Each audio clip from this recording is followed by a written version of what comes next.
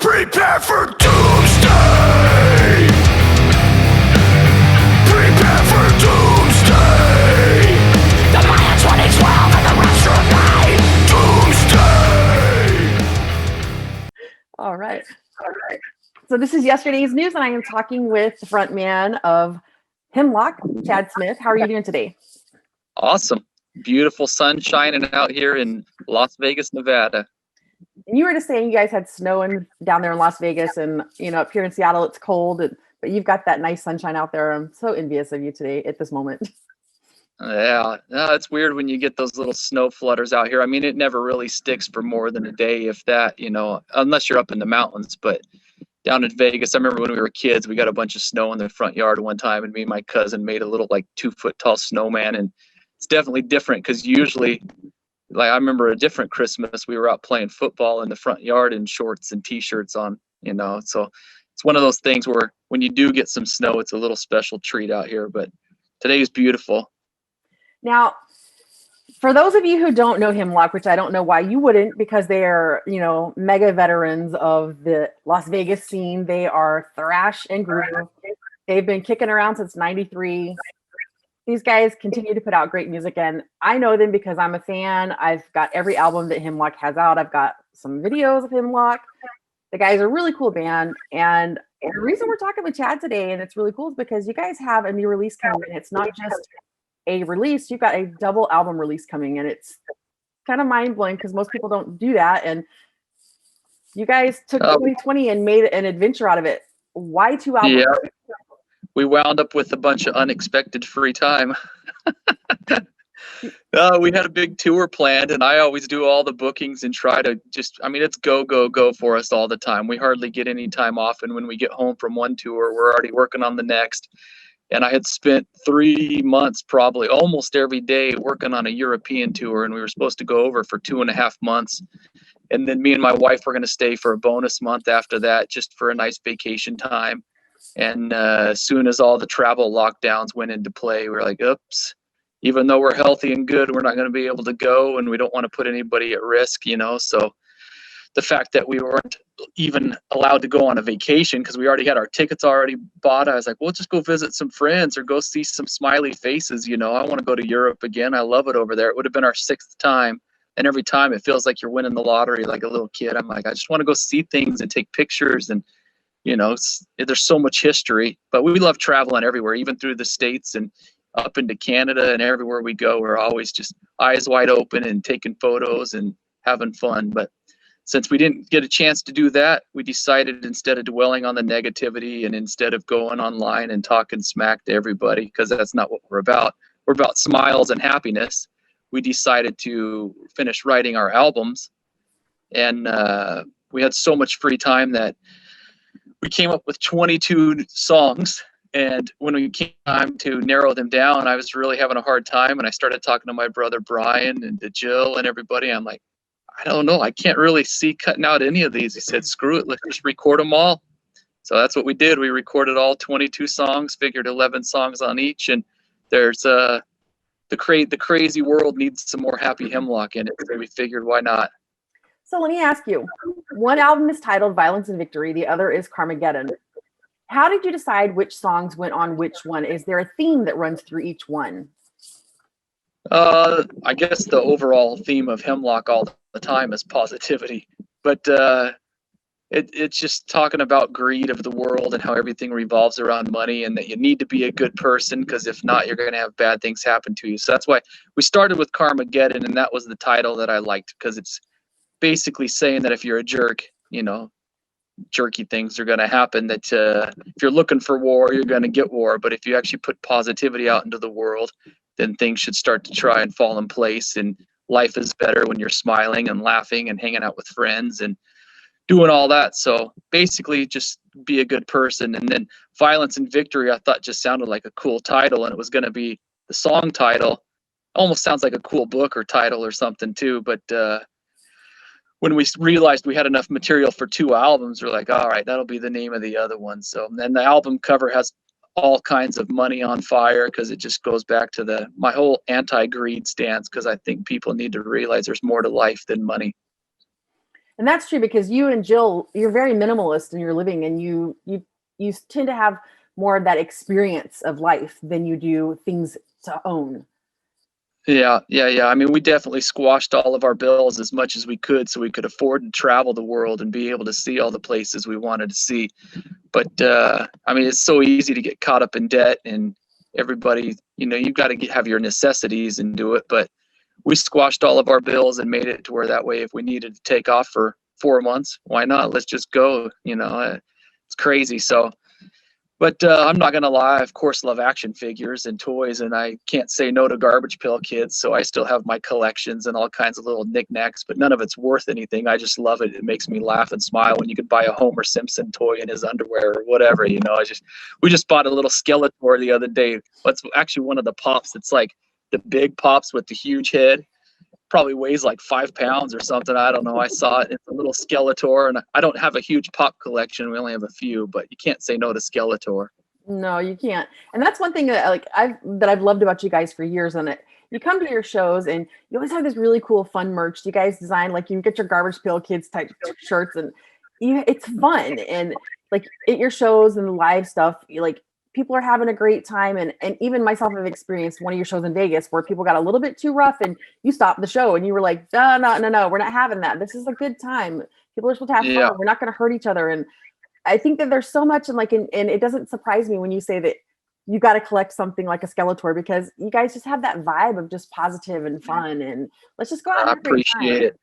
Yeah, I tell people it's not rocket science, it's rock and roll, and it's supposed to be fun. So you might as well have fun and help each other up, and maybe have a green shirt instead of all black, even though most of our shirts are black because most of our fans love them. But I always like to have a little bit of variety in our merch. Sometimes we'll have a silly design with, you know, just Orko on it or something crazy, or Yoda or something. But then sometimes we'll have the classic skull, and we like to have a variety for everybody because everybody's always got their own tastes. And we had a friend over in Dresden, Germany, that was so excited when we had our yellow Hemlock shirts that had Hulk on it, and we put Hemlock cool. in, and I drew it. But he said his wife wouldn't let him buy any more band shirts that were black because he already had like 200 of them. So he loves when bands come. He said Madball had a white shirt, and he said that we had the yellow shirt, so he's allowed to buy any of the other color shirts that aren't black. So it's kind of funny, you know, but most of the time the designs do come on black, but I always like to have a blue one or a red one or something different just to make it pop and have it, especially also when you're at a huge festival show, you see that one bright yellow shirt over there, and it's either a Soulfly or a Hemlock shirt, you know, or a red one with, I drew a picture of all the characters from McDonald's on it, and they were all dying on it in Garbage Pail Kid fashion, where Ronald McDonald was in a meat grinder and the Fry Guys were on fire, and just all kinds of silly stuff. But I definitely think I'm like 15 years old still, even though I'm not, but I feel like it. Well, you know, and that's funny because it even carries over into you guys' videos, because you guys do a lot of your own stuff, and like you've got one of your videos where you're on a pirate ship and it's all kind of put together, and it's a lot of fun. And speaking of videos, you guys have a new video out now off of the Violence and Victory album. It's the first track, Doomsday, that you guys just put out last week. I think it was the week before. Yeah. We're here looking at my calendar. And who did your video this time for you guys? And well, because we also haven't been able to tour and earn extra money because we don't have a record label and we don't have a rich uncle. We don't sell drugs or anything like that to make money. We actually grind the hard way, and every little bit of money we make, we dump back into the band. So we always are trying to figure out, all right, we need to come up with 10 grand so we can afford to be able to go to Europe to do this tour. We don't have anybody to buy the tickets for us. So we always work together as a unit. And this time, of course, not doing any shows for a year and a half, I was like, oh, I've dabbled a little bit on some of our video editing. So I actually put together the lyric video and did it. It's not a typical lyrical video, but that's also kind of what's cool about Hemlock, is you can always see our own style. And I usually draw all the designs and of t-shirts and album covers. I drew our new album covers and did some in Photoshop. So I like to be hands-on and do all the art stuff. And that's always been another, I mean, the live shows are always the funnest, but designing the merch and designing the albums and all that, it's always like my second part that I enjoy. And then my third part's probably promotion. I love going out and putting up stickers and signs. And I'll even see a sign from, you know, a week or two before. I'm like, hello, little sign, you're doing so good. Tell the world about Hemlock or whatever. You know, it's just funny. And it's So funny I just like getting out and doing stuff like that. When you talk about the signs, I have to interject it really quick because the fan base you have, everybody gets Hemlock stickers, and it's the thing all around the world. People stick their stickers on things randomly, and you'll find them. Like, I see Hemlock stickers once in a while. I'm driving around Seattle. I'm like, it's a Hemlock sticker. Or we've got a street down here in out by one of the casinos, and it's called Hemlock Street. And I'm just waiting for my turn to go up there, and when nobody's watching, and smack a sticker up there next to it, be like, it's Hemlock, you know. And the fans get charged by that. And so I love when you talk about the signs and stuff, like, because you guys make these really cool, like everything you do is like really cool and fun. And like you have banners that people like, the big square banners you have. I'm not sure what you call those. But you have those. They're like tapestry. Yeah, they're like tapestry flags, kind of wall hangings, whatever. So yeah, so it's not all a new order of those in. Yeah, it's not all so t-shirts and hoodies. vibrant. It's so many different things that people have a chance to grab, and even like people can pick up your guitar picks, and you guys go the extra mile to do something special and make collector's ones. And I'm guilty. I've got some. I'm like, awesome. You know, you collect these things, but you think about the fans in a different way that makes them want to like come and engage with you at your merch booth, because you guys are hanging out at your shows, at your booth, and you're talking to fans and taking pictures and smiling at everyone, hugs for everyone. And you go to a Hemlock show and it's a family show, because I see the same thing everywhere I go, or it's just that, hey, it's Hemlock and everybody's just chill. It's a cool, fun time. And yeah, it's funny. Sometimes people are like, oh, I want to go backstage. I'm like, we're going to be out here hanging out with everybody, you know, and that's what we do. Yeah, so, like, what's the point of going backstage? Like, backstage isn't as cool as it used to be when it was the Def Leppard days. We just, you know, sometimes I'll be back there stretching or getting warmed up for the show, but most of the time we're out hanging out by merch and talking with people, taking pictures, drawing photos, you know, little cartoons, whatever, anything. We just like to hang out and see our family and friends. And as I tell that to people, I'm like, we don't really have fans. They're all our friends. We know so many people by name, and you will recognize, oh, you were the guy wearing the Iron Maiden shirt last year. I remember you. And they freak out that we remember, but they become our friends, and it's cool all around the world. Yeah, and it's so funny that you say that, because you guys have been in the industry for so long, and you've toured with so many of the greats. Like it's funny, like you guys have been out with Slayer, you've been out with Hatebreed, Devil Driver, but you're just the most down-to-earth people, where there are some bands that after so long, they just don't want to engage with their fans at all. And it's a different experience with Hemlock. I appreciate it. We definitely love what we do and do what we love. Absolutely. So the albums that are coming out, we were talking about this, you know, earlier, but you've got 2 of them coming out. And right now, before they go on release on February 8th, they're going to be sold in bundles. So you're selling both the albums together, but after the pre-sales are done and the album's out, you're going to have them be able to be separate albums, or how's that going to work? Yeah, I hope everybody gets both of them, because all the songs are good and we couldn't cut any out, but we will offer them as one, you know, in case somebody just wants a little taste to see what we're up to, and you'll be able to get it. And they'll also be available online, where you can even get them by the tracks in case there's a certain song that they love, you know, they can just get 1 or 2 songs. But I'm the type of guy where if I, you know, love a band, I want to get it all and hear it all and see what they're up to. And there's no filler on the albums. We had so much free time this time. We had no studio rush. We had no label crunch, nothing like that. It was all us. So we took our time and really, really wanted to make sure that every song had its own identity, that the lyrics were real catchy and creative and fun, and wanted the albums to be interesting, because I hate when you get an album and you hear the first 2 songs, you're like, oh, this album's awesome. And then the next 3 or 4 songs sound exactly like the first 2. And then by track 8, you're like, wait, I already heard this one. You're like, no, this is a new one. And every song sounds the same. So we tried adding a variety amongst our albums. And that's why it was so weird and hard when it came time, because usually we'd cut it all down to 11 or 12 songs maybe for an album. And I'm like, there's no way we're going to be able to cut out 10 songs or whatever to make this fit. We're like, let's just do it all. Who cares? You never know.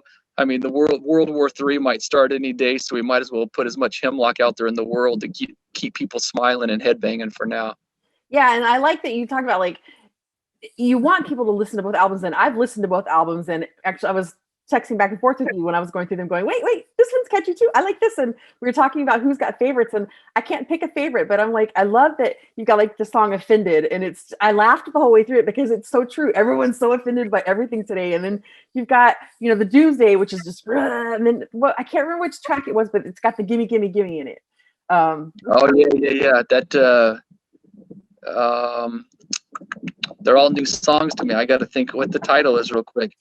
Well, you guys got to get the albums. You're going to find the track, the Gimme, Gimme, Gimme. And I was like, yes, they're so much fun because you got this, like, your guys are so kind and sweet and nice people, but then it's that, it's like one minute you're nice, so you're having a good time, then it's the Hemlock just unleashes.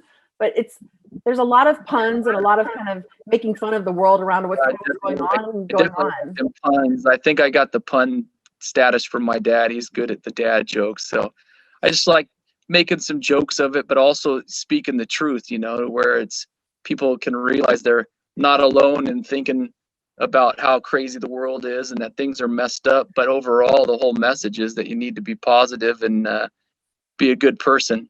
Yeah, and I do like the message is definitely there. It's true, and then it just makes it, with everything we've been through in the last couple of years, and then how 2020 has just kind of continued into 2021, and it's nice to have that lighthearted feel to the music, where, of course, you're going to hit topics that are going on in the world, but it's still lighthearted, and it's not going to be offending. Offended. Yeah, exactly. It's just going to be, people are going to relate to it because we're all saying the same things. And as I was listening, I'm like, oh my God, it's just like, you're hitting it right on the nail. Like, what is going on in this world and how ridiculous everything is.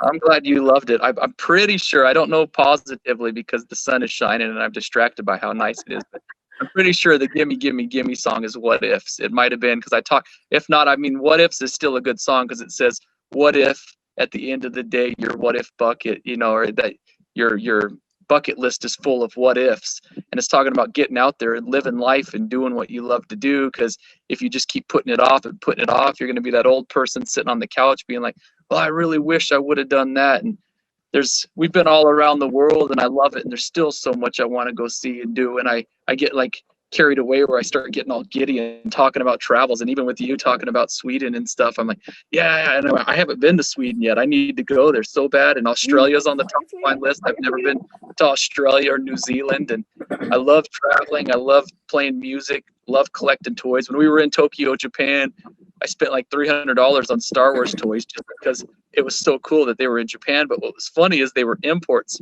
from America. So they shipped them over to Japan. And then I bought them in Japan, and then I brought them all back in our luggage. But it was such a good deal. I'm like, how can I not buy this huge Tauntaun with Luke and Han on it? Let's talk about Japan because it's been a long time. You guys have been there once before for tour. Yeah. When was that? Like 2005, 2008, I believe. 2008. What was it like for you guys there? Did you have great shows? And do you guys want to go back to Japan? I would love to. I wanted to go every single year, and it's just kind of an expensive, harder market to get into. But I had no idea how we would get perceived over there because Europe has a lot bigger of a metal scene. But in Japan, I'm like, I don't know if we're going to sell like 2 albums or 200 or 2,000. I have no idea if we're going to have 50 people at a show or 500. I don't know. So the guy that was helping us set it up, it was a few guys actually working together. And I told him, I said, we don't care if we even come back broke. We know it's our first time. We just want to go over there and just let us stay as long as we can because I want to sightsee while we're there too. Set us up some interviews, whatever.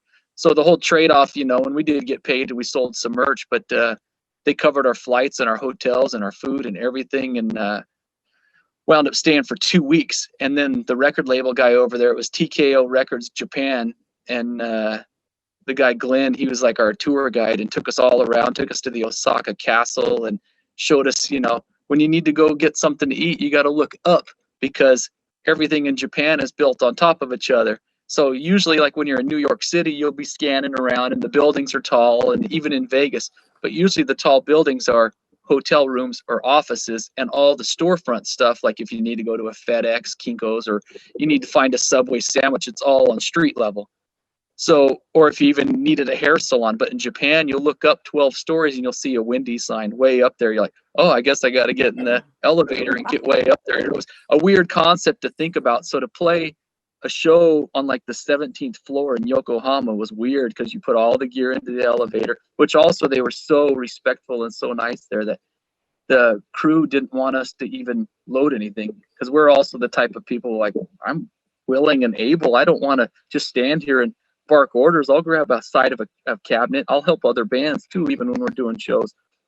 And they're like, no, you're our guests. You can't do anything. And I'm like, you gotta at least let me help, you know? So we're helping push cabinets, like, no, don't help. And with even tuning our guitars, like, we'll tune them for you. What are you tuning it to? I'm like, we can tune our stuff. I appreciate you being so hospitable and nice about it, but it was kind of strange for me because usually we're just our do-it-yourselfers, to where we're loading our own gear, we're driving the bus, we're handing out flyers, we're booking our own tours, just because we don't want to sit around and wait for somebody to do it for us. So we just like jump in and do it. But it was crazy on the 17th floor. You look out the window and you just see city life for days, you know, just all way out there and for miles and miles. And you're like, hope these buildings are built strong, because we've got about 200 people in this room jumping and moshing on the 17th floor. So it was so neat. funny. It was definitely a different experience. That's really funny, because I bet the fans we have that watch from Japan are going to kind of freak out when they hear how different our scene is, where here we load everything. Like, your friends are helping you load your stuff. You have that walk up the stairs. You're like hucking your gear, and it's totally different. It's probably going to blow some minds because there's the cultural differences on how things are done. And it's they totally were different. super nice, super hospitable. And we wanted to go back, but the record label we were working with didn't stick around much longer after. I think it was 2 years later they kind of disbanded, and the other promoter that had done some shows, he moved and stuff. So I don't know. I did an awesome interview with Grindhouse magazine when we were over there, and I keep in touch with those guys every once in a while, but I'd love to go back. They do that big what's that festival, Loud Rock, every October. Loud Park, I think it is. Loud Park, yeah, Loud Park. I would love to do that, even if we were the first band at like 10 a.m. I'm like, I don't care, we'll rile it up, let's do it. Yeah, you guys need to get in Bern over there, man. That's a great publication for musicians. And like, if any of you out there are from Bern, connect with Hemlock, because these guys are great. Awesome. And the music that's coming out is fantastic. And it definitely is going to be something that's not going to be offensive to your fan base and to the readers. And it's just great, fun music. I appreciate it. Thank you for the kind words. So what does 2021 look like for you now? You'll have your albums coming out in February. What do you think is going to happen? Where do you think the rest of the year is going to be with Hemlock? Unfortunately, it's been like a Twilight Zone episode where it just keeps going from one week to the next, and it morphs into a month. I don't even know what happened to 2020. I mean, we stayed busy and we kept working on stuff, but it just seemed like, oh man, Halloween's almost here. And you're like, oh man, Christmas is gone. What happened? Where did everything, it just flew by so quick. But, our goal is to stay happy and healthy and just keep positive on things, because it's hard to gauge right now if we're going to be able to tour. I want to go on tour right now, but all of us are in different states, and we haven't even been able to get together for a rehearsal, which is strange. And this is the longest stretch of no shows for Hemlock history ever, since I was 15 years old. Even when I had back surgery 5 years ago, I had ruptured a disc, and on stage, like, it finally ruptured because I had a bulged disc for years. And I finished a couple of the shows. We had to postpone 5 shows, but we were only down for 4 months total. And I just was so determined to get better and started working on my core and just losing weight and taking care of myself. And we were back doing shows 4 months after back surgery. So to go a year and a half with no shows, it's just been so strange and weird for us, because I get antsy and I'm like tapping on stuff at the house and humming riffs and stuff more than usual, because I do that all the time. But it's just a weird thing, and nobody can predict any of it. So I just keep trying to put more and more positive energy out in the world, whether it be through art or music or even just smiling to people, waving hello. Even when I'm on a jog, I try to say hello to everybody, because there's this whole underlying fear. And I'm like, I get it. You got to be cautious, but at the same time, we have to live our lives. And I just keep smiling and trying to put whatever small little blips of energy out there in the world. Yeah, and that's definitely true. Like, I even notice it, like, if I just go to the market and you've got your mask on, up here we have to wear them, and like just making eye contact with people, and they can't see past here, but they can tell if your eyes are kind of like, you, hey, hi, how you doing? And you're like, verbally, hi, how you doing? And I've always, oh yeah, let's do it. I've always been one of those people. My mom, she talks to everyone, and we used to laugh growing up. Oh my gosh, mom talks to everyone. It's so embarrassing. And I've become one of these people. I talk to everyone too, but I think that, we need to not be afraid to talk to each other and Yeah. reach out. And I mean, you don't know, like, that person that's in the store, how long it's been since they've actually had contact with another human being. It's the Yeah. weird thing. Yeah. So I think we need to all kind of make sure we're being kind and making sure we recognize there are people around us when we're out there. So it totally, Yeah. Yeah, one of the lines, I don't know if I guess you did hear all the songs, Beyond the Great Divide, it says, in a world where you could be anything, be kind, be honest, be brave, be loyal. I yes. just, trying to push the fact that people don't need to be jerks. I mean, I know it's kind of funny to people to get online and make these crazy memes, and they make you laugh, but overall, I'm just like, I wanted to focus on optimism and hope, where people have something to look forward to, because we actually had quite a few good friends that have passed away from suicide or depression or whatever, all the whole deal. I mean, it's been hard on everybody. So just keep our little smiley faces and saying no time for sorrow. We got to look out for each other and have fun creating new music that'll hopefully get everybody on the same page. Is smile and do the best you can. Yeah, and that I resonate with that. We lost some people in our family last year, and then myself personally, I lost a number of friends to suicide, and I hit that dark space last year myself, and I thankfully had people around me to reach out and keep me grounded from that. But it's been a really rough year, and I think that we all need to do that. Like you say, be kind. We've got to interject that into the world, and that's the way I live. I believe you need to put kindness in the world. And people, when they come around the first of the year, I'm making my New Year's resolution. I'm like, I don't have resolutions. My only resolution is a daily one: be a nicer person than I was yesterday, and not be an asshole. Like, it's Totally. It's easy. I mean, I'm right there with you. Maybe it's my inner hippie or something. I don't know. yeah, I'm a metalhead who's turning a hippie. Actually, when we toured with Shadows Fall, that's what Brian, the singer, he's got dreadlocks all the way to his ankles, and we had a big dready talk. And I had grown mine past my belt one time, and they get shut in the car door, and they hit the strings on the bass guitar. So I always trim them right above bass guitar level. But we had to talk about it, and he's just, I'm a hippie that he happens to like metal too, and it's just fun conversation. But I guess we're hippies because I even drove a Volkswagen for years and years, and I haven't brushed my hair in like 25 years or something. And I love traveling and just the wanderlust of it all, except I don't do the drugs, and I definitely shower more than a hippie, but I still am a modern day hippie. And that's funny. It's an easier life when you live like that. And I love like how you touch on, like, you travel, and I've done that shift. I'm like, I was, earlier in my life, it was all about what can I have and what can I collect, and the things you can talk about. Oh, I've got a nice car, I've got this and that. And like, now I'm like, my car is paid off, and I'm so thrilled because I don't have that car payment, and I'm free from that debt. And I look forward to, I put my money away for things like travel and experience and go to shows and things that make memories. And I've tried to kind of instill that, with my kids, and to kind of live more and have less, because all that it's so stuff much more rewarding. all that stuff could be gone in the blink of an eye, and it's not really even worth anything, even though it's fun to still have memories from your childhood. And that's, I still have all my old original He-Man and all that stuff. I kept it all.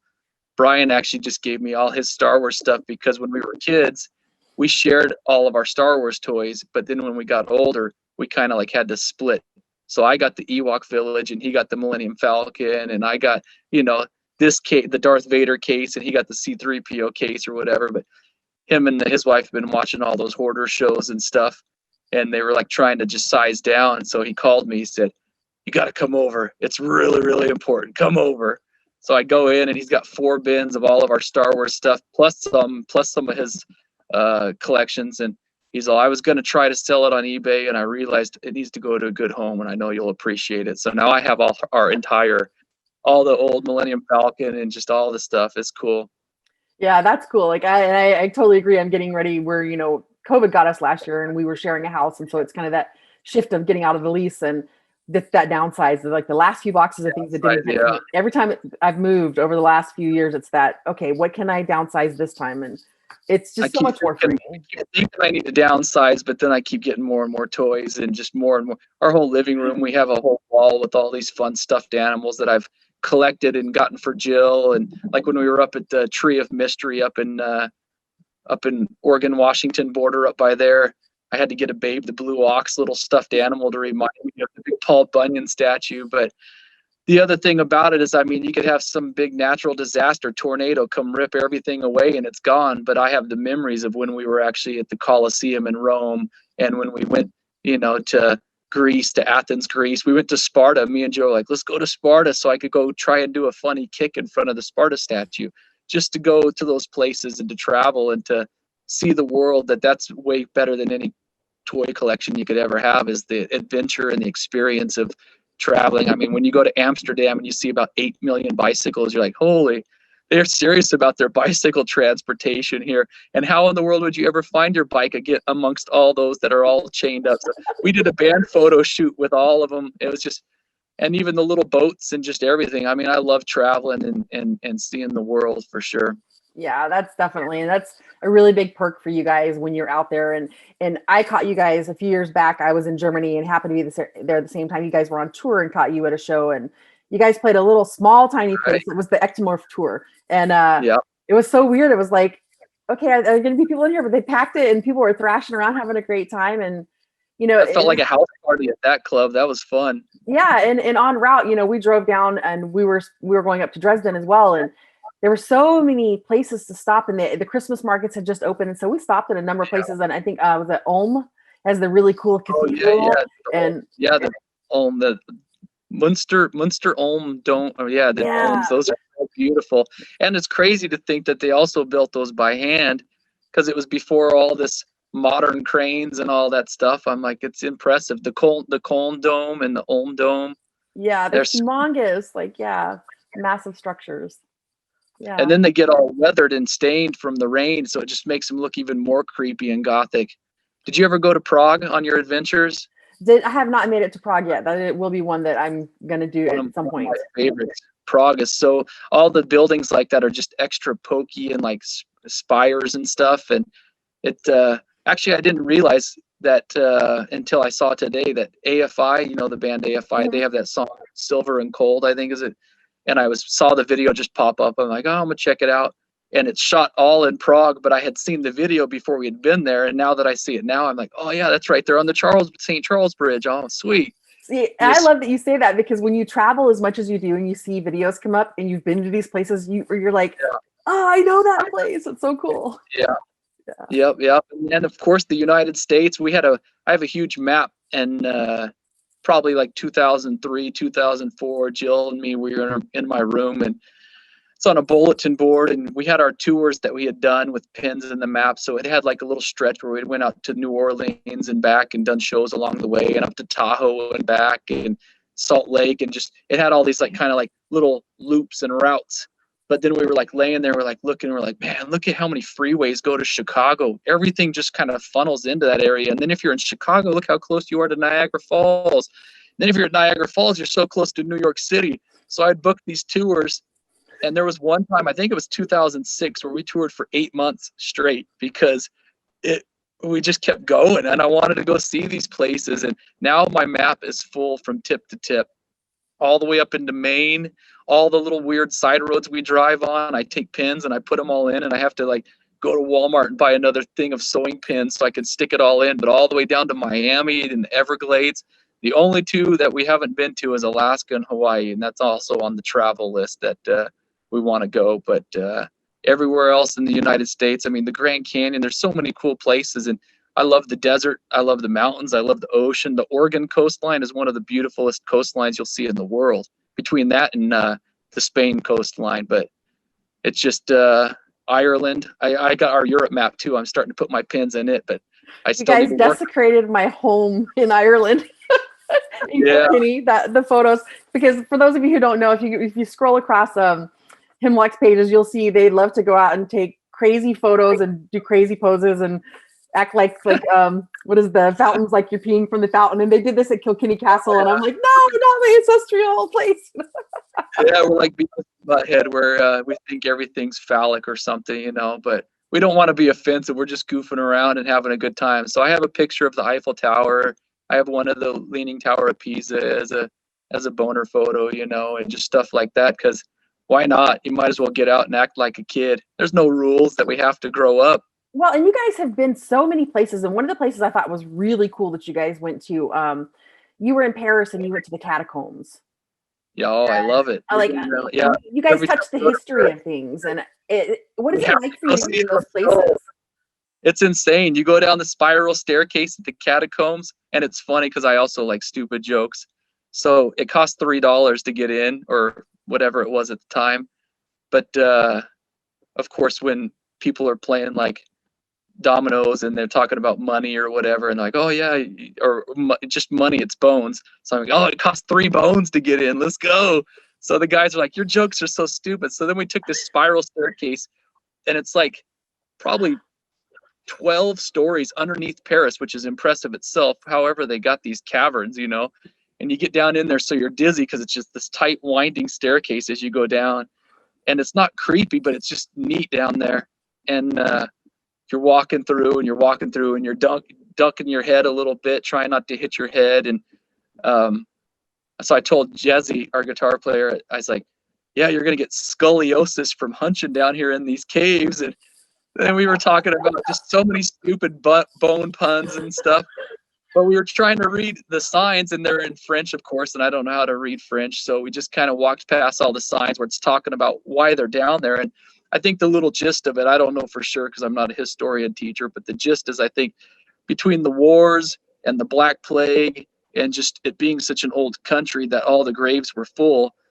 So they started actually like putting the bones down in these pits, but then they would clean them and strip them and like bleach them and then stack them all. So the head of somebody might be a mile in one of these caves at the catacombs, and their feet might be another mile away. Like they're not all like put together. They're just set up and decorated. So you're walking through these caves with the signs on, and then you turn this one hallway and then it's nothing but skulls and bones. And I was like, it's weird because you go to Disneyland and you'll see all the skulls on all the rides, which Disneyland, I love. It's one of my favorite places. I mean, why can't, you know, it's just amazing. But it's supposed to be the happiest place on earth. And I was like, there's so many skulls and so much death at Disneyland when you really think about it. The Pirates of the Caribbean has skulls everywhere. The Indiana Jones ride has skulls and all this fire. And then the Jungle Cruise has skulls. And I'm like, it's sweet. But then when you're at the catacombs in Paris, you're like, these aren't decorations like at Disneyland. These were people. These are real people heads. And I was like, it's just insane, but it's beautiful in a really morbid sense. Yeah, it's cool. It's done really well, and it's not like it's creepy or whatever, but it's just neat. And then I start thinking about, I mean, everything decomposes, but bones don't, and that they outlast and that they grow out of nothing. I was just blown away. So every time we go there, we're like, let's go take some photos. Let's go to the catacombs. I've been there like 5 or 6 times, and it's just weird. Stacks and stacks of femurs. They took some skulls and they put them in a big heart shape of skulls. And so you stand in front of them, you know, and you do your little, I got to find my camera and do it right. They're the little weird, like, yeah. Yeah. So we filmed a little video footage, but it's just neat. I mean, the caves itself and the catacombs itself, it's like Hoover Dam, where you are out here in Boulder City and you go down flights and flights and flights of stairs. But down there, you've got million. I don't even remember what it is. It was like 60,000 or maybe even, I don't remember. It was a ton of skeletons down there. We went to the Capuchin Crypt in Rome too, where the monks are chained up to the walls and they still are standing and they're like leaning forward with their hoods on and they still have like a little bit of beard hair. So they're like half mummy, half skeleton. Ooh. It's so weird. They have a little kid skeleton up on the ceiling that's holding like the justice scale, like the Lady of Justice scale, but it's on the ceiling with all these femur bones around it. I don't know. And the Bone Church, that one, and see, I'm getting so giddy and excited about it. It's just weird because you don't have that stuff in America. No. You have Disneyland, which it's plastic and ceramic, and I still love it. But over there, it's the real deal. The Bone Church in Kutna-Hora, right there it's like a half hour out of Prague. I'm like, we got a day off. Let's go. And I'm driving, and Jill's doing the GPS, but we don't know how to read the signs and check, you know. Oh yeah, that's fun. Very difficult language. We played in a town called České Budějovice, and it took me 2 weeks to learn how to pronounce it before we did the show because I didn't want to mess it up on stage. But the Bone Church, they have just skulls made of chandeliers and just towers, and I don't know, it's really, really cool art projects, even though I guess it's kind of like Bodies the Exhibit. We went and saw that when we were in Berlin. Our friend from Wiesloch, Germany got us some free passes and asked if we wanted to go. And I'm like, oh, hell yeah, I want to go see. It's like a science project. It's intriguing and it's a little bit gross all at the same time. But when they like melt the flesh off and it's the vascular system of a human body, and it's, I don't know, it's just intriguing. Yeah, it's such an amazing, marvelous wonder how like what we are under our skin and how like things are looked at, and especially like different cultures and how they look at life and death, and Yeah, cool. And to be able to see that as a band when you're out on the road to get these experiences, like I think people kind of shirk it. Like I've heard a lot in 2020 about the musicians and how people were out of money because they haven't been working, and I've seen a lot of shit where people have been like, well, get a real job, but then you guys have real jobs, you're musicians, but then how many real jobs do you have in this world where you get to do like you guys, you travel and you get to see all these amazing spaces and experience so much more. And there's a lot of bands that I know personally that stay on their tour bus and don't go out and see things, and it's really, really weird. I'm like, it seems like a waste. Like that's half of the fun is going to see. I mean, when you're in Berlin, go take a picture with the Berlin Wall. It's part of history. It was so neat to go there and to touch it and to feel it. Our song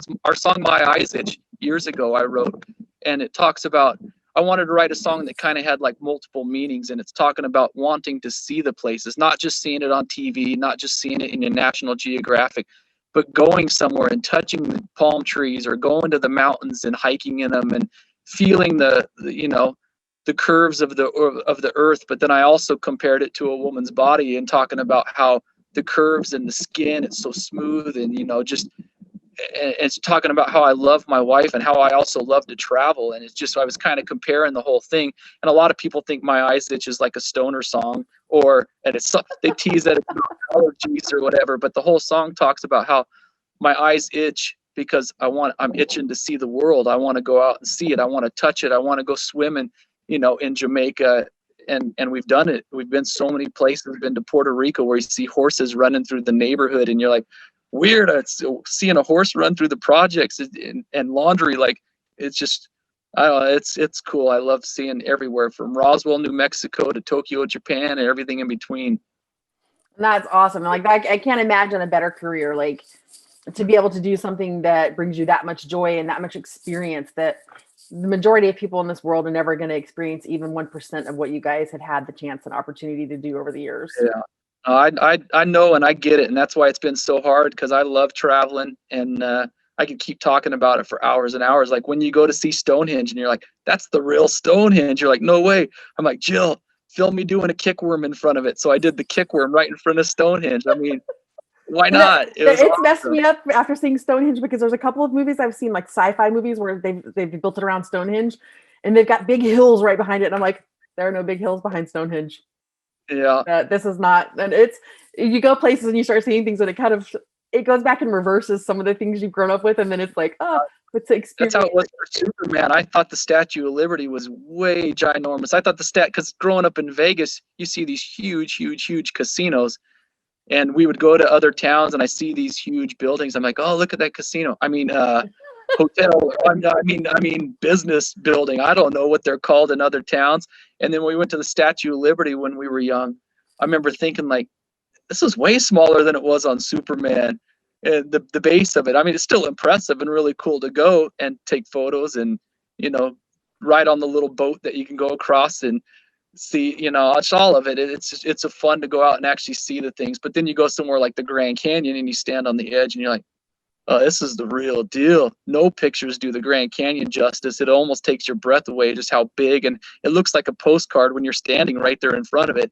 It's just insane. So aside from all the amazing other things you've got out of like being a musician and that come with it, like we've been talking about the travel, are there any bands that you haven't been out on tour with that you guys want to like maybe get out there with? Anybody that you might want to work with? Two bands that we have not opened up for, and I would love, of course, is Faith No More, one of my all-time favorite bands, and Metallica, because it's Metallica, and of course, they're amazing. But we've opened up for Megadeth a few times. We've opened up for Slayer like 30 different times and just done different ministry. I spent the night at Al Jorgensen's house. I mean, he's an awesome friend of mine, and he's like, all right, Chad, let's go do some arts and crafts. And we're like spray painting stuff and, you know, talking shit, just having fun. And we went to Kerry King's house, and he's all, you guys want to hear the new Slayer album? It was the Repentless album. And I'm trying not to geek out, you know. I mean, if you could tell your 15-year-old self when you're riding around listening to your Slayer cassette that we're going to be in his kitchen listening to the new Slayer album before it even had the lyrics on it. And so he played it for us in his kitchen. It was so awesome. And they had a really cool, like, huge, creepy, probably 5-foot tall doll sitting on a chair in their hallway. And I asked his wife, I'm like, what's this about? I said, I love it. And she said, oh yeah, Marilyn Manson gave that to us. And I'm like, oh, awesome. It's just crazy. But we've opened up for Korn quite a few times, and we've toured with Slipknot. Those guys are awesome guys. And a lot of the bands, even because we've been around so long, there's so many bands. Like, we did a show with System of a Down before they even had a record deal. And it's just crazy to see how huge they are now. And we played with Papa Roach. Papa Roach opened up for us in South Lake Tahoe at a small little bar before they had a record deal. And the next thing, they're on the radio. We played at the Whiskey A Go-Go, and In This Moment opened up for us. And before they had a record deal. Suicide Silence, the same thing. So then years later, I see these bands. I'm like, hey, I'm Chad with Hemlock. They're, yeah, I remember we played with you guys at the Whiskey A Go-Go or whatever. And Maria was a sweetheart. And the guys in Suicide Silence are like, yeah. So, and then we got to open up for Five Finger Death Punch. And I went up to a couple of the guys. And I was like, oh, hey, it's nice to meet you guys. I'm Chad with Hemlock. And this is when they were pretty newer on that first Mayhem Festival. I think 08, 09, something like that. And they're like, yeah, we know who you are, our old band. I think they might have been in a band called Dead Set, if I remember right. They're like, two of the guys were in it, and they're like, our old band opened up for you at the Whiskey in LA before. They're like, we know who you are. And I was like, blown away. It's just cool because Five Finger Death Punch is now one of the biggest bands in the world. And then their original bass player isn't in the band anymore. And I was in Walmart on tour in the middle of the night, like 2 a.m. one time. And I saw Five Finger Death Punch on the cover. And I was like, wait a minute. That's not Matt. That's my friend Chris on the cover with him. I'm like, what? And I texted Chris. I was like, am I tripping? Because it's like the middle of the night and I'm in Walmart and I'm like hallucinating. Or I said, are you in Five Finger Death Punch now? And he texted me back. He's like, they were in Vegas and they were auditioning and I tried out and I got the part. And I was like, man, that is so awesome. Congrats. I said, so cool that you were able to like actually, because he was in a different local band for years that we'd always come across in the Vegas scene and do shows together. And to see him just be able to get that chance to go so big with it and huge. And now he's like one of the main Five Finger Death Punch dudes. He's always like me where he's going out and talking to people and visiting and just being so personable to where it's just neat to see him be able to reach that size of success for sure. Now I've got to ask you, because I'm sure at this point, anyone who's watching is probably wondering, like, because you guys have been doing this for so long and you haven't hit that same level of what I guess what some people will call success, but it's not a competition. But does it, I'm going to say it right, does it make you feel weird, or like, because I think a lot of people are like, are you jealous? Do you feel like you didn't get there? And what does it feel like for you guys? I mean, do you feel like you guys are doing what you want to do? But what is it like for you to see friends of yours or people that have opened for you that have gone there? I mean, like, is there jealousy or anything like that? It's very confusing. The record industry does not make sense. And overall, to sum it up really easily, is the record companies are just bank loans with really expensive interest rates. So they loan you all this money, even if you're Guns N' Roses when they first came out, they'll give you $1 million advance, but it'll probably cost you $1.5 million in album sales to pay them back or whatever. I mean, I don't know for sure the numbers, but so for years I tried and we'd always get passed. I don't know why, one reason or another. They want to sign bands that are younger or more eager or something to just sign whatever kind of deal they get thrown at them. And we were more in it knowing for the long haul. And we came out same time as Hatebreed, and Hatebreed was the huge East Coast hardcore band, and we were the huge West Coast hardcore Las Vegas band, metal hardcore, whatever hybrid you want to call it. And we started doing a ton of shows together. And it was right before Perseverance was going to come out, and I loved them. They were super, super rad guys. a lot of the time we'd get compared to each other, and it was just cool. So we started teaming up. Every time that Hatebreed would come out to the West Coast, they're like, hey, we want to take Hemlock on a stretch with us, because they knew we were worth some numbers, and then vice versa. So they would take us from like Albuquerque down through California, and we'd do a huge show in Vegas. But at the time in Vegas, we were really, really, really working hard on building up our numbers, and we were kicking ass. We were only doing 2 or 3 shows a year in Vegas. And instead of doing the local thing where you play every weekend, we're like, let's space them out, let's focus, let's make them huge, let's promote the living hell out of it.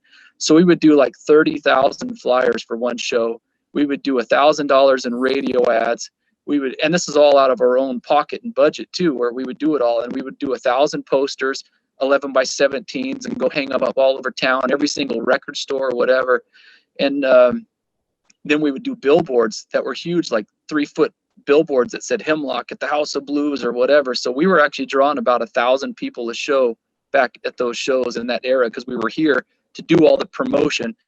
And Hatebreed was going to do another one of their stretches, and their manager got a hold of our dude, and they were trying to work it out. And they're like, well, we want to do the show, but the only date they have open is a Tuesday, and they want Hemlock to headline. And I was like, what? No way. I'm like, because at the time Hatebreed was still drawing like about 300 people, 400 people when they came to Vegas. And not that it's a contest or anything, but they just weren't here to work it like we were working it. And of course, vice versa. Out on the East Coast, they were crushing numbers, but they were fairly new. So we made a deal with the guys. We said, all right, we'll headline the whole thing, and I promise it'll be an amazing show. We don't want any of the money. Who cares? You guys are on tour. You guys take whatever money is generated, but just take us on tour with you on some more dates. So we made a deal, and they took us out with them for 2 weeks, all the way out to Texas and back. We headlined this show in Vegas, and it was the sweetest show. So it was a band, a hardcore band from Vegas at the time called Curl Up and Die. And then a really rad band from SoCal called Death by Stereo. And then Slaves on Dope, if you remember them. And then Hatebreed, and then Hemlock on a Tuesday night at the House of Blues in Vegas, and we had 1,200 people. It was amazing. So of course, all the dudes in Hatebreed were ecstatic about it. They were like, I can't believe this is just awesome. This is the best show of the tour. You guys kick ass. You guys worked hard. So then they took us out on the road with them.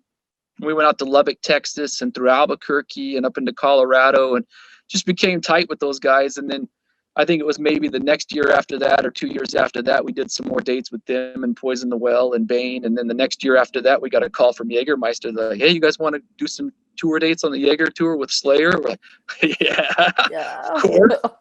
And they asked they're like, where you want to go? I said, as far away from home as possible, because we want to be able to branch out more. So they sent us all the way out to the East Coast. So we did like St. Paul, Minnesota. We went out to Philly. We went out to New York. We played Kansas City, St. Louis, all these just from Midwest to East Coast. And it was Slayer, Hatebreed, Arch Enemy, and Hemlock. And we were opening up the shows, and it was just killer.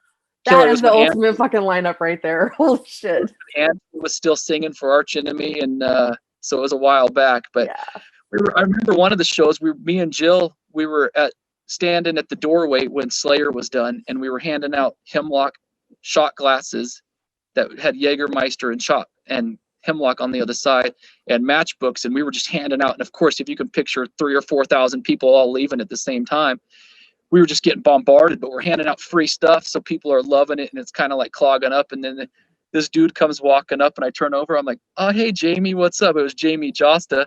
So here, give me a box of that shit. I'll help you guys hand it out. So he started helping us hand out stuff.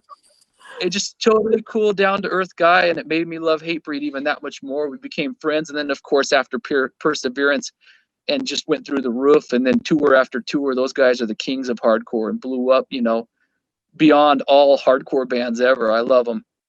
We were talking about it I was talking with you about it. One of my all-time favorite bands is Propane, and kind of the same thing, where they never really got the recognition that I think they deserve. And over in the East Coast, and especially over in Europe, they're known, but I think they should be as big as Pantera. I love them. I love them. It always amazes me, like the bands that you think should have really been, like I've even said like Testament. should have been massively larger than they are. And it just amazes me, like, because I think a lot of people have the misconception that people are spiteful and they hate each other in metal or whatever, because maybe somebody got there and somebody else didn't. And it's not. It's like this camaraderie, and there's a lot of love in the metal community. And I just love to hear the stories where I'm just, the story you just told, it was an incredible story, and there's zero angst or jealousy or anything. It's awesome to see your friends do good, but then the record industry side, when you know your album is awesome, you know that you have 500-600 people across the world that have Hemlock tattoos. Those are the people that just have the tattoos, and we've got thousands and thousands of friends and fans. But then the record label's like, no, I'm going to sign this band instead because, you know, whatever. And then they don't sell very many albums, and then they last 2 or 3 years. I'm like, we're going on, at this point, we had been around, I think maybe like 15 years or whatever. And there was a label. They're like, well, we need to see another show. I'm like, all right, well, we're opening up for Soulfly at the Whiskey A Go-Go. All right, cool. And they come out and they love it. And they took us on a tour of their record label place. And, oh, yeah, we're going to sign you guys. We're going to do this. We're going to do that. But we need to see another show. I'm like, all right, well, we're doing this big show with Slayer at the Universal Amphitheater. So they come out and they see that, and we just crush it and kill it, have fun and positive, interacting with the fans and talking to the crowd. And, oh, well, we need to see a hometown show. We're like, what? Is this like boyfriend, girlfriend? Like, I'm going to see how long it takes for you to like cave or whatever. I'm like, so there's just so many things. Like there was another record label where Randy from Lamb of God, he's a good friend of ours. We've done a bunch of tour dates with them. And he called this record label and said, hey, my friends Hemlock are looking for a deal. Just keep an eye out for them, you know, check it out. So I got a hold of the guy and talked to him, and he's like, well, it's just not extreme enough. I'm like, Randy from Lamb of God called you. I'm like, can't get very many better recommendations than that. And I'm like, extreme enough? I'm like, that's bad. We've got album sales to prove it. We've got fans to prove it. And we've got the work ethics. That's the main thing, is we're not trying to look for a label to come do everything for us. We're willing to do the work. We just need somebody to take it to the next level. So I started getting really frustrated with labels for a while. And then we almost signed another one with a bigger label. So, of course, same story, but different recommendation. Our good friend Carrie King calls and requests, it says, keep an eye out for my friends in Hemlock. They've got a new album. This is for our Mouth of the Swine album. Keep an eye out for them. It's a great album. So I submitted it all. And the one guy in LA, he's, oh, I love it. It's great. We're going to sign you, but we got to get the other offices over in Europe to get behind it. And they never really like understood it. So I just get to the point to where I was like, you know what? I'm not going to let the record industry side of things bum me out, because it's not why I do this. It's not why I've given more than half of my life to Hemlock. That I do it for the fans, and I do it for the creativity. I do it for the experiences, the travels. I mean, we have so many friends that we could probably go city to city and have a place to stay on a full tour if you know, I mean, we've got homies and people that came to mind in Jill's wedding that from different states and different places all around the world. It's just cool to have that friendship, because then so many other bands that have come and gone that we've toured with, they're already gone and they're defunct because they wound up biting off more than they could chew. And we're like, no, we're lifers. This is about doing it for the long haul and making the friendships and making it count. So I kind of got to the point where I still try to email managers and record labels, but at the same time, I'm kind of like, oh, they're probably going to say no, but let's try. It's just my optimism in it. But at the same time, screw it if they say no, because I know that we have a lot of friends and fans out there that are going to love these new albums, that are going to love the songs. We've got friends that have told us before. We had a friend up in Montana that said he loaded a gun and he was going to go down to the river and shoot himself. And he said he was listening to his headphones, just trying to hype himself up. And he said one of the Hemlock songs came on, and he said that he started crying. He took the gun and threw it in the river, and he's alive because of our music. And I'm like, oh, man. And that's one of like 3 or 4 different stories of people that said that the music saved their lives. And it sounds cheesy or kind of crazy to say that, oh, it's just a band, it's just music. But I think so many cultures and so many people underestimate how powerful music is. It connects the whole world. It's the soundtrack of our lives. You know, you can hear a song and you're like, oh yeah, I remember that song when I was making out with my girlfriend in 11th grade in the truck. And it takes you back to that time, you know, to good times, to bad times. When you hear CCR, you picture all the Vietnam movies, and it makes you think of an era of, you know, and it's just crazy how important music is, and it just gets discredited way too often. So the record labels, whatever, they're all falling apart anyways, you know, and I don't wish ill will upon them, but at the same time, they need to realize it's not about the hot and now, it's about what songs that are important, that actually have a meaning, that have heart. You know, you got to have songs that are important to people, that they connect. So we just keep doing our own thing and smiling and forgetting about the rest of the world. So it's about the Hemlock world and about the music, you know. Well, and when you're the whole time listening to that, and I just have to say, if anybody who's at a label that may stumble across this, like, you've made a mistake, because I know for myself, I own every single album you have. I have put my own money down to pay for my albums. I buy your merch, and your fans are the same. They buy your stuff, and they've stayed loyal forever. And labels that seem to think that doesn't matter are wrong, because you guys have survived 28 years as Hemlock because of your fan base. And yeah, I don't get it at all. I just, you know, maybe that's what keeps it so connected with the fans, is because we totally get it and we appreciate it. And I write little hand notes to people. I call people out of the blue just to tell them thanks for being a diehard and for showing us the love. And we try to always show the love back. There's times where we'll be on tour and we'll be out back signing autographs for people. And Lamb of God was totally cool about it. I was out back visiting with Randy, and he's like, hey man, let's go down there and sign autographs for those guys. And we go down and we sign autographs. But there's been other bands, not saying any names because I don't like to throw people under the bus, but we'll be out back. And I remember there was one time where this like probably 12-year-old kid came up, and he was talking to the other band because they were the headliner. Oh, can I get your autograph? He's all, do you got a pen? And the kid's like, he's nervous. He's like 12 years old. He's like, no. And the dude's like, oh, forget it, whatever, kid, and took off. And this little kid started crying, and I'm standing there, and I'm like, oh, dude. I'm like, it's all good, man. I'm in Hemlock. What's up, man? Trying to like just keep. And I gave him a high five, and I started digging in my pocket, and I found some guitar picks. I'm like, hey, man, check this out. Here's a bass pick, and you know, and it's just, and then he came to a couple of shows after that, and it was just crazy. I'm like, why would that other dude ever do that to anybody, let alone a 12-year-old kid? You got to try to inspire and get these kids to pick up instruments, and they're going to be the next generation of bands, you know? So totally I don't know. different calibers of thinking there, like that. Just Yeah. crazy. So Yeah, you know, I'm like, if a label picks you guys up, that'll be great. If they don't, you guys are going to keep doing whatever you do. And I just have to say to these labels out there, I don't connect with half the artists you have on your labels. I don't even want to listen to half of them. Pick some bands that have had some sustaining time, have been around. You know, the old bands, just because they've been out there forever doesn't mean that they're not worth investing in, because you get your people that love you and they're going to stay with you. Like, you know, I appreciate it. I we love already my have a base. And- I love and my one- independence. I think Deftones was out for about 10 or 11 years before they got a record deal. And then, of course, they got signed and they got huger than ever. So it's not, I mean, good music is good music, depending on how long you've been around or whatever. I mean, it's crazy. People always put these stigmas on things, and, oh, you're too caveman metal, or you're too old, or whatever. And I'm like, when you come to a show, you'll see how energetic and how fun and how people are smiling and beaming with, you know, just being part of something, instead of coming to a show and crossing your arms and holding your drink in the back. That we try to get the whole vibe and everybody there to actually be part of it. So Absolutely. I don't know. I don't understand the record label side of things, but at the same time, it's not for them. It's for the fans, for the friends, for the family.